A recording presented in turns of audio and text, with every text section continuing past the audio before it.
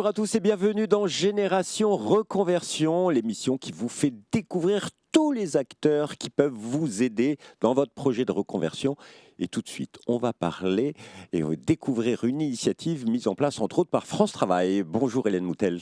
Bonjour. Vous êtes directrice régionale adjointe de France Travail Île-de-France et nous vous avons invité parce que vous êtes au cœur d'une initiative actuellement qui est Mon emploi après les Jeux. Racontez-nous. Alors déjà, c'est une initiative qu'on a mise en place avec l'État et avec la région Île-de-France. Et l'idée, c'est que les Jeux ont été une formidable opportunité pour de nombreuses personnes de retrouver un emploi. Et il faut poursuivre, il faut continuer. Et c'est vrai que les métiers qui étaient ceux des Jeux, que ce soit dans la sécurité privée, dans la restauration, dans le transport, dans la logistique, sont des métiers qui sont structurellement en tension, où il y a de grosses difficultés pour les entreprises à trouver des candidats.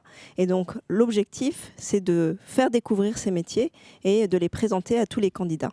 Et alors, il y a des candidats qui ont travaillé pour les Jeux, qui recherchent, mais c'est un petit peu ouvert aussi à d'autres personnes, j'imagine, j'espère.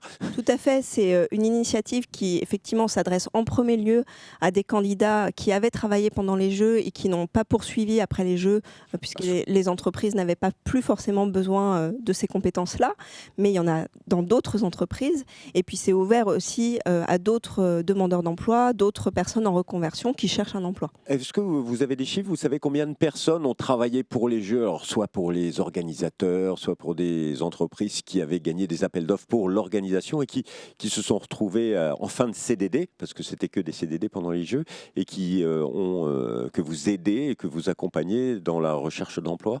Alors au total, les Jeux, ça a été 180 000 emplois. Donc c'était aussi des emplois qui étaient pérennes, puisque les entreprises comme la RATP, comme EDF, ont aussi mobilisé des salariés qui étaient déjà chez eux et qui continuent à être chez eux. Et puis il y a eu des demandeurs d'emploi. Donc il y a eu près de 35 000 demandeurs d'emploi qui ont été recrutés pour les Jeux.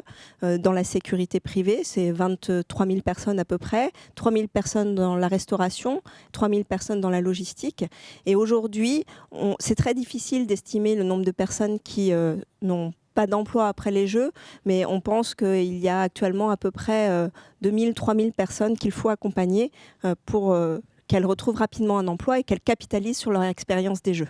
Voilà, donc construire son expérience à travers les Jeux avec d'autres contrats qui arrivent sur des métiers qui sont en tension et pour lesquels vous cherchez encore et toujours de nouveaux candidats. Ça veut dire que France Travail est au cœur de processus de reconversion potentielle vers ces métiers. Comment vous accompagnez de manière générale les gens vers ces métiers dits en tension ? Alors la première chose, c'est de faire découvrir ces métiers, puisqu'il y a beaucoup de gens qui n'ont pas de vision de la réalité de ces métiers. C'est vrai pour la sécurité, on a parfois des représentations de l'agent de sécurité dans le centre commercial, mais en fait la sécurité privée, c'est beaucoup d'autres métiers, beaucoup d'autres situations de travail. Donc c'est faire découvrir, c'est pareil aussi dans la restauration, comprendre ce que c'est qu'être cuisinier, qu'être serveur, quelles sont les conditions de travail. Et donc pour ça, nous avons des dispositifs comme l'immersion professionnelle, par exemple, qui permet à un demandeur d'emploi d'aller 2 jours, 1 semaine, 3 semaines en entreprise pour voir concrètement ce que c'est que le métier et dans un environnement de travail bien défini. C'est quelque chose que vous proposez directement ou je suis inscrit à France Travail et je peux demander, voilà, j'aimerais bien savoir, il faut dire à son conseiller, je voudrais découvrir d'autres métiers et ensuite un projet se met en place ? Alors le demandeur d'emploi peut solliciter ce service, bien sûr. Il y a même une plateforme qui s'appelle Immersion Facilité où les demandeurs d'emploi peuvent s'inscrire. Les entreprises qui souhaitent accueillir s'inscrivent aussi et ils peuvent du coup aussi rentrer en contact. Mais les conseillers accompagnent également les demandeurs d'emploi. Souvent, il y a un travail sur le projet dans un premier temps et une fois que le projet est défini, le conseiller propose l'immersion. De la formation, c'est la deuxième chose. Et puis, le contact avec l'entreprise, c'est la clé pour retrouver un emploi. C'est former de nouveaux métiers, se former, penser formation, c'est le conseil que vous donnez à toute personne qui est en recherche de reconversion. C'est essentiel aujourd'hui et on a la chance en Île-de-France d'avoir une offre de formation qui est très large avec le Conseil régional, l'État.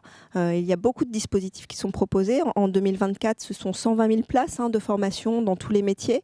Il y a à peu près 80 000 personnes qui sont déjà rentrées en formation depuis le début de l'année. Et puis surtout, on essaye aussi de développer les dispositifs de formation en lien avec l'entreprise. C'est ce qu'on appelle la préparation opérationnelle à l'emploi. Donc une entreprise dépose une offre d'emploi. Nous, on a des candidats compétents, mais à qui il peut manquer un petit bloc. Voilà. Et donc, on met en place ces blocs de formation pour qu'ils puissent ensuite aller en emploi dans l'entreprise.